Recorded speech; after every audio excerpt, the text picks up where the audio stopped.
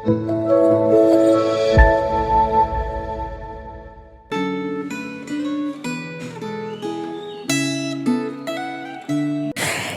rekan-rekan seiman yang dikasihi Tuhan.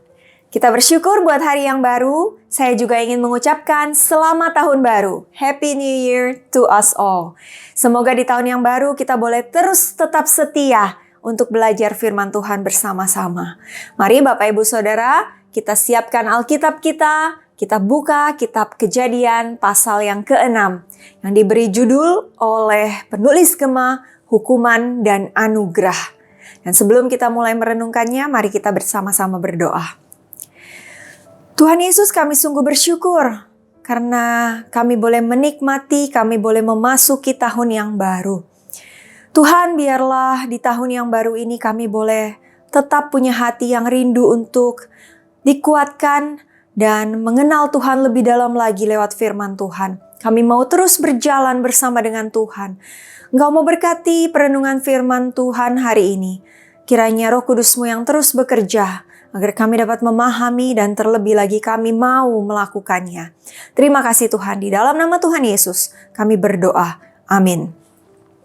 Ya Bapak Ibu Saudara, mari bersama-sama kita baca dari kitab Kejadian 6. Saya akan bacakan dari ayatnya yang ke-5 sampai ke-8. Ketika dilihat Tuhan bahwa kejahatan manusia besar di bumi, dan bahwa segala kecenderungan hatinya selalu membuahkan kejahatan semata-mata, maka menyesallah Tuhan bahwa Ia telah menjadikan manusia di bumi, dan hal itu memilukan hatinya. Berfirmanlah Tuhan, aku akan menghapuskan manusia yang telah kuciptakan itu dari muka bumi, baik manusia maupun hewan, dan binatang-binatang melata, dan burung-burung di udara, sebab aku menyesal bahwa aku telah menjadikan mereka. Tetapi Nuh mendapat kasih karunia di mata Tuhan. Demikian pembacaan firman Tuhan.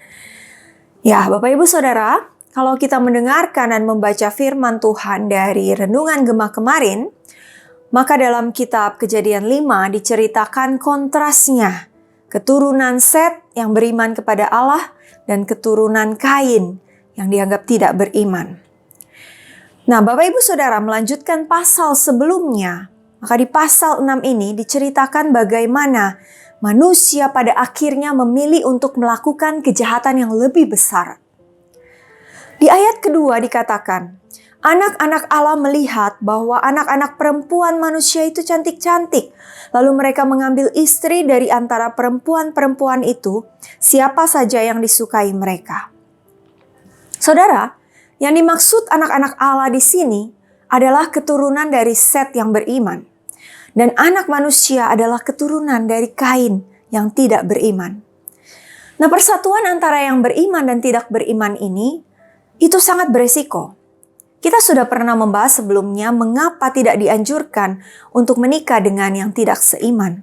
Karena kita bisa ditarik menjauh dari Tuhan. Dan dalam konteks ini, mereka justru melakukan kejahatan dan kebejatan, baik secara nafsu seksual maupun kekerasan. Di sini kita melihat bahwa sejak zaman Kejadian, manusia sudah jauh melakukan kejahatan yang membuat Allah menyesal menciptakan manusia. Namun di sini kita juga melihat bagaimana sekalipun dalam kemurkaan Allah, Ia tetap memperhitungkan orang yang benar di matanya. Nuh yang hidupnya benar, hidupnya bergaul dengan Allah, memperoleh kasih karunia Allah. Ketika Allah memerintahkan Nuh untuk membangun bahtera yang luar biasa besar itu, hingga ia membutuhkan waktu 120 tahun untuk membangunnya, maka ada waktu 120 tahun juga bagi orang-orang yang menerima berita tentang air bah itu untuk bertobat. Namun sampai pada harinya tak ada satupun yang datang. Ini menggambarkan betapa rusaknya manusia di zaman itu. Di zaman sekarang manusia bahkan jauh lebih bejat lagi, lebih jahat lagi. Dan di tengah kehidupan yang penuh kejahatan ini, apakah Tuhan mendapati kita sebagai orang yang berbeda, sebagai orang yang taat dan beriman dan benar di mata Tuhan yang pantas menerima kasih karunia-Nya? Ataukah justru dianggap layak untuk dimusnahkan? Apakah kita membuat Allah menyesal menciptakan kita atau justru sebaliknya? Bapak Ibu Saudara, ketika kita hidup di zaman yang moralnya rusak ini, tidak ada alasan bagi kita untuk membenarkan diri ketika kita akhirnya ikut jatuh ke dalam dosa. Ya, mau gimana lagi? Habisnya semua orang kayak begitu. Semua orang di sekitar saya, lingkungan saya melakukan hal itu. Saya mau gak mau jadi ikut-ikutan. Gak ada alasan saudara, no reason.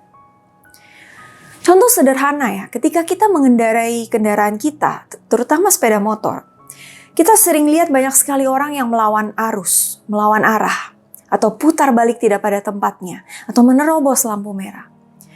Ketika kita melihat hal itu, apakah kemudian kita juga berpikir, banyak kok yang kayak gitu, aku juga mau. Saya ikut Saudara, banyak orang yang melakukannya bukan berarti itu benar. Nuh tetap bisa mempertahankan ketaatannya di tengah-tengah manusia yang melakukan kejahatan. Maka begitu pula lah seharusnya dengan kita. Saudara, jangan kita kemudian berpikir bahwa Allah itu mengasihi manusia. Dia menebus dosa saya kok. Saya bebas, saya bisa melakukan apa aja. Asalkan saya nanti mengaku dosa, Tuhan pasti akan mengampuni dan menerima saya kembali. Lalu kemudian kita jatuh berulang kali di dalam dosa yang sama. Kita dengan sengaja maupun tidak sengaja melakukan lagi dosa yang sama. Saudaraku, Allah penuh kasih. Tetapi yang perlu kita ingat bahwa Dia juga adalah Allah yang maha adil. Dan karena Dia adil, maka Dia berhak untuk menghakimi dan menghukum manusia yang tidak benar di matanya. Karena itu jangan kita kemudian membenarkan perilaku dosa. Jangan juga kita pandang enteng terhadap kasih karunia yang Tuhan berikan. Sebaliknya saudara, kita perlu anti-mainstream. Kita perlu berani menolak hal yang kita tahu itu tidak benar. Sekalipun lingkungan kita melakukannya, sekalipun orang-orang terdekat kita melakukannya. Ingat saudara, Allah memberikan anugerahnya bagi orang yang beriman dan benar di matanya. Tetapi Dia akan menghukum orang yang mengabaikan kehendak dan perintahnya. Maka pilihan ada di tangan kita. Hukuman atau anugerah. Mari kita berdoa. Tuhan Yesus, kami bersyukur karena mengawali tahun ini kami kembali diingatkan bahwa kami punya Allah yang maha kasih. Tapi Engkau juga adalah Allah yang maha adil. Engkau bukan hanya mengasihi kami, tapi Engkau juga akan menghukum kami jikalau kami melakukan hal yang tidak benar. Karena itu Tuhan, biarlah kami boleh tetap setia kepada Tuhan, setia belajar firman Tuhan, dan kami mau melakukannya di dalam kehidupan kami, agar kami boleh dipandang benar oleh Engkau, dan kami boleh beroleh kasih karunia, berkat dan anugerah Tuhan, sebagaimana Engkau memberkati keturunan dari Set. Terima kasih Tuhan, Kau memberkati setiap kami, aktivitas kami serahkan semuanya ke dalam tangan-Mu. Di dalam nama Tuhan Yesus, kami berdoa. Amin. Selamat beraktivitas saudara sekalian, Tuhan Yesus memberkati.